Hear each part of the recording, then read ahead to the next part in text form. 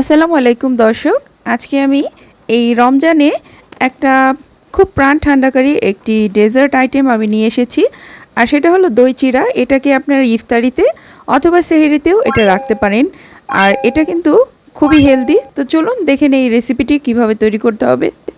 এখানে আমি 1 কাপ পরিমাণ চিড়া নিয়ে নিয়েছি এবং চিড়াটাকে আমি 3-4 বার পানি দিয়ে ধুয়ে এটার পানিটা ঝরিয়ে নিয়েছি।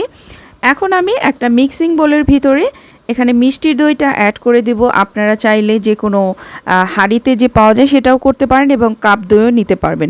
তবে টক দইটা না দেওয়াই ভালো। এই দই চিড়াতে মিষ্টি দইটা দিলেই কিন্তু টেস্টটা খুব ভালো হয়। তো আমি এখানে 1 কাপ পরিমাণ নিয়ে নিয়েছি। সবটুকি লেগে গেছে আমার। এখন সাথে যে আমি চিড়াগুলো ধুয়ে রেখেছিলাম সেটাও দিয়ে দিলাম। আর এখানে অ্যাড করে দিব 1/4 কাপের মতো দুধ। আর এখানে আমি কিছু ফল কেটে রেখেছি, যেমন কলা, কালো আঙুর, খেজুর।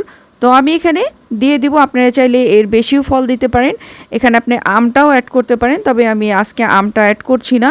তো এখানে পরিমাণ মতো আমি ফলগুলো দিয়ে সবগুলো মিশ্রণ একসাথে মিশিয়ে নিব।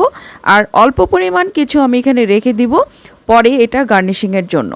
তো আমি সবগুলো মিশ্রণ একসাথে মিশিয়ে দিচ্ছি। আর চাইলে আপনারা এটা একটু ভেজা ভেজা করার জন্য আর একটু দুধ অ্যাড করতে পারেন।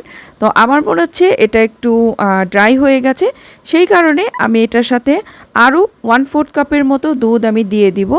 আর সাথে অ্যাড করে দিলাম সামান্য পরিমাণ লবণ। এই লবণটা কিন্তু আপনাদের মানে এটার টেস্টটাকে ব্যালেন্স করার জন্য সাহায্য করবে। তো আমি দুধটাও দিয়ে দিলাম, দিয়ে এখন ভালো মতো মিশ্রণটাকে আমি তৈরি করে নিচ্ছি। আর এটা পরিবেশনের আগে অবশ্যই ফ্রিজে রেখে তারপরে আপনারা পরিবেশন করবেন। এই দই চিড়াটি কিন্তু স্বাস্থ্যের জন্য খুবই ভালো। সারাদিন রোজার পরে কিন্তু আপনারা এই আইটেমটিকে রাখতে পারেন। এতে কিন্তু আপনাদের যে সারাদিনের ক্লান্তি সেটাও দূর হবে, আর আপনাদের যে পুষ্টি চাহিদা সেটাও পূরণ হবে। তো দেখে নিলেন কত সহজে আমি এই দই চিড়ার রেসিপিটি তৈরি করলাম। আশা করি আপনাদের অনেক ভালো লেগেছে এবং সহজ লেগেছে। যদি ভালো লাগে অবশ্যই আমার চ্যানেলটিকে সাবস্ক্রাইব করে রাখবেন এবং পাশে থাকা বেল বাটনটি ক্লিক করে রাখবেন, যে কোনো সময় আমি যদি কোনো ভিডিও ছাড়ি আপনারা যাতে সাথে সাথে নোটিফিকেশানটা পেয়ে যান। আর যারা আমার ফেসবুক থেকে দেখছেন তারাও একটি লাইক এবং ফলো বাটনে ক্লিক করে দিবেন, যাতে এরকম সুন্দর সুন্দর ভিডিওগুলো আপনাদের সাথে সাথে নোটিফিকেশন পাওয়া যায়।